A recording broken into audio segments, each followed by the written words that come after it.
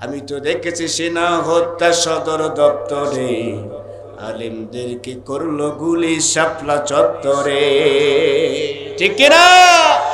আমি তো দেখেছি সেনা হত্যা সদর দপ্তরে, আলেমদেরকে করলো গুলি শাপলা চত্বরে। আমি তো দেখেছি আলেমদেরকে করতে নির্যাতন, কত আলেমদেরকে করলো ফাঁসির মঞ্চায়ন।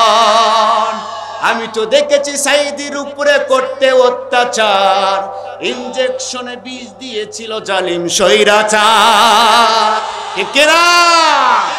আমি তো দেখেছি সাইদির উপরে করতে অত্যাচার, ইনজেকশনে বিষ দিয়েছিল জালিম স্বৈরাচার। আমরা বিচার চাই ছাত্র হত্যার, আমরা বিচার চাই সাইদি হত্যার। সময় এসেছে বিচার চাওয়ার, জাগো হে বীর। সময় এসেছে বিচার চাওয়ার, জাগো হে বীর। লিল্লাহে তাকবীর। মিজানুর রহমান আজহারি উনি বলেছেন একটা বক্তব্যের মাঝে যে এক দল চেটে পুটে খেয়ে গিয়েছে, আর এক দল খাওয়ার জন্য হা করে আছে। এই বক্তব্য দেওয়ার পর, এই বক্তব্যগুলি দেওয়ার পর এক দল তাদের গায়ের মধ্যে লাগায়া মিজানুর রহমান আজহারিকে কটূক্তি করেছে। কথা বলেন ঠিক কিনা? আমরা একটা কথা আপনাদেরকে জানাই দিতে চাই, এক আল্লামাকে আমরা হারিয়েছি, এক আল্লামা দিলওয়ার হোসেনকে হারিয়েছি, আর একজন মিজানুর রহমান আজহারিকে, আর একজন আল্লামাকে এই বাংলার জমিন থেকে হারাতে দেব না, দেব না, দেব না। কথা বলেন ঠিক কিনা?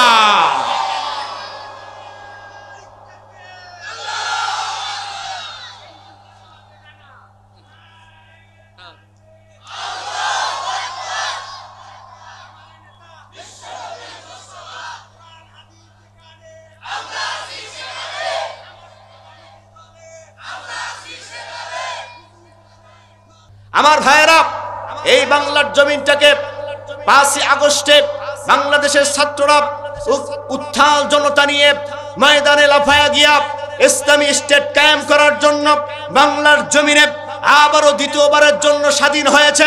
এই বাংলার জমিনে আবারও যদি জান লাগলে জান দেব, মাল লাগলে মাল দেব, ফাঁসির মঞ্চে দাঁড়াতে হলে ফাঁসির মঞ্চে দাঁড়াবো, রক্ত দেওয়া লাগলে আবার রক্ত দেব। পার্লামেন্টে রাষ্ট্রে কোরআন আল কারীমকে নিয়ে যাব, কোরআন আল কারীম দিয়ে রাষ্ট্র সাজাতে চাই, পার্লামেন্ট সাজাতে চাই। কে কে রাজি আছো? তো হাত উঁচু করে দেখা। ওই কঠিন মুসিবতের সময় তখন তারা ডাক দিয়ে বলবেন, হায় হায় আফসোস, এদেরকে আমি যদি বন্ধু না বানাতাম কতই না ভালো হয়ে যেত। আফসোস করবে আর কপাল থাপড়াতে থাকবে। আমরা আলেমদের উপরে কত নির্যাতন করেছি, কত স্টিমরোলার চাপায়া দিয়েছি, তাদেরকে যদি বন্ধু বানাতাম আজকে কতই না ভালো হয়ে যেত। আমার ভাইরা, আল্লাহ রাব্বুল আলামিন অন্য একটা আফসোসের কথা বর্ণনা করলেন। ইয়াকুলু ইয়া লাইতানি আতা'নাল্লাহ ওয়া আতা'নার রাসূলা।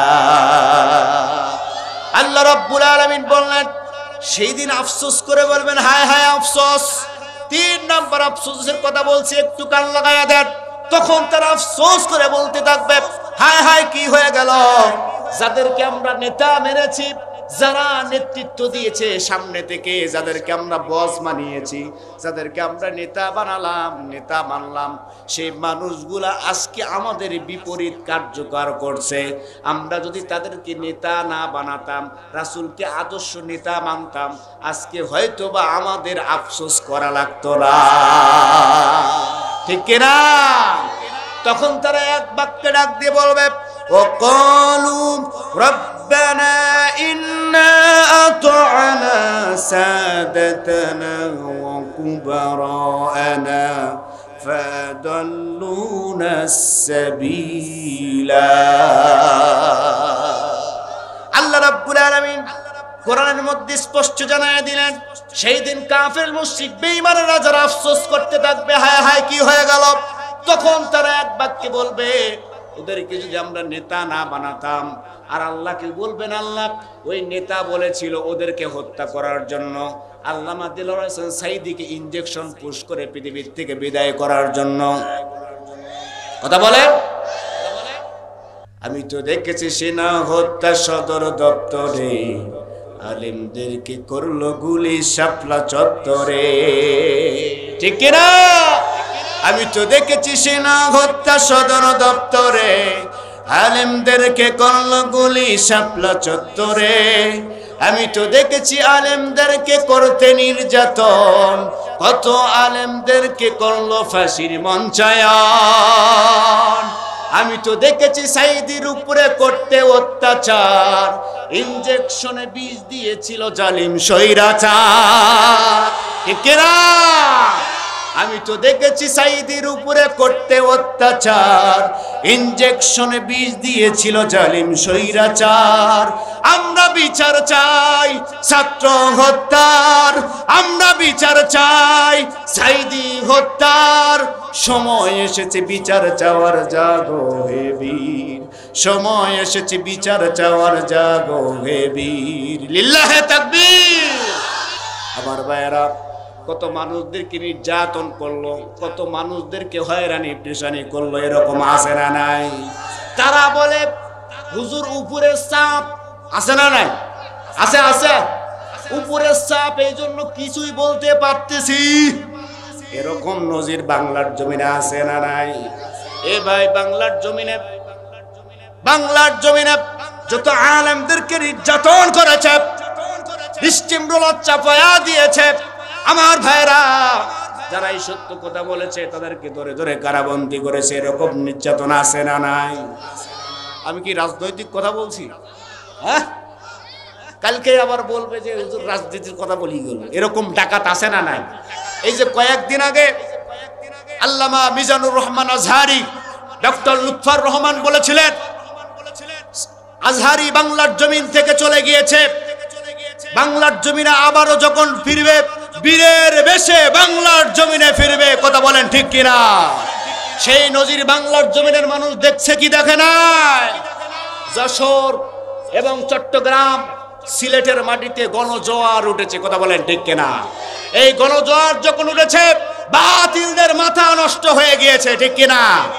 আর তখনই তারা বলেছে আজহারি না মাজহারি, কি জানো তারা বলেছে। আল্লামা মিজানুর রহমান আজহারি উনি বলেছেন একটা বক্তব্যের মাঝে যে এক দল চেটে পুটে খেয়ে গিয়েছে, আর এক দল খাওয়ার জন্য হা করে আছে। এই বক্তব্য দেওয়ার পর, এই বক্তব্যগুলি দেওয়ার পর এক দল তাদের গায়ের মধ্যে লাগায়া মিজানুর রহমান আজহারিকে কটূক্তি করেছে। কথা বলেন ঠিক কিনা? আমরা একটা কথা আপনাদেরকে জানাই দিতে চাই, এক আল্লামাকে আমরা হারিয়েছি, এক আল্লামা দিলওয়ার হোসেনকে হারিয়েছি, আর একজন মিজানুর রহমান আজহারিকে, আর একজন আল্লামাকে এই বাংলার জমিন থেকে হারাতে দেব না, দেব না, দেব না। কথা বলেন ঠিক কিনা?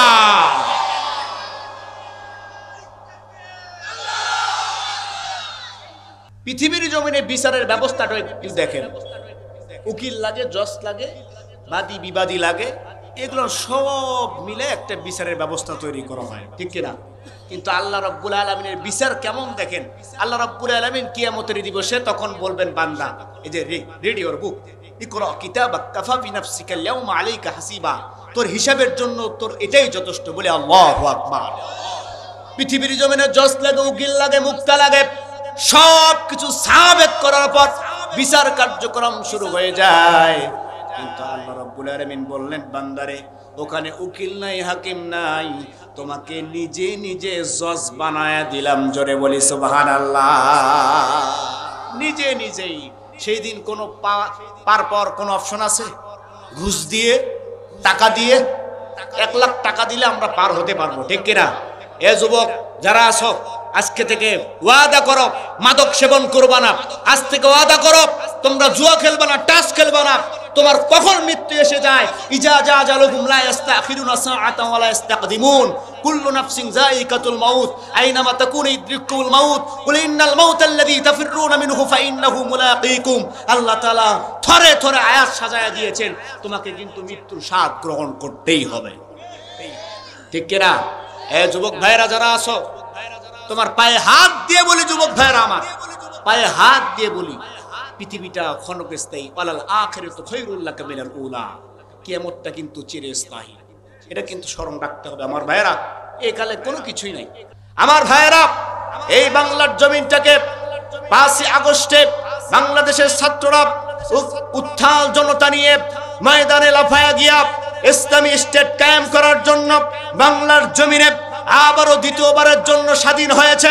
এই বাংলার জমিনে আবারও যদি জান লাগলে জান দেব, মাল লাগলে মাল দেব, ফাঁসির মঞ্চে দাঁড়াতে হলে ফাঁসির মঞ্চে দাঁড়াবো, রক্ত দেওয়া লাগলে আবার রক্ত দেব, পার্লামেন্টে রাষ্ট্রে কোরআনুল কারীমকে নিয়ে যাব, কোরআনুল কারীম দিয়ে রাষ্ট্র সাজাতে চাই, পার্লামেন্ট সাজাতে চাই। কে কে রাজি আছো? হাত উঁচু করে দেখা।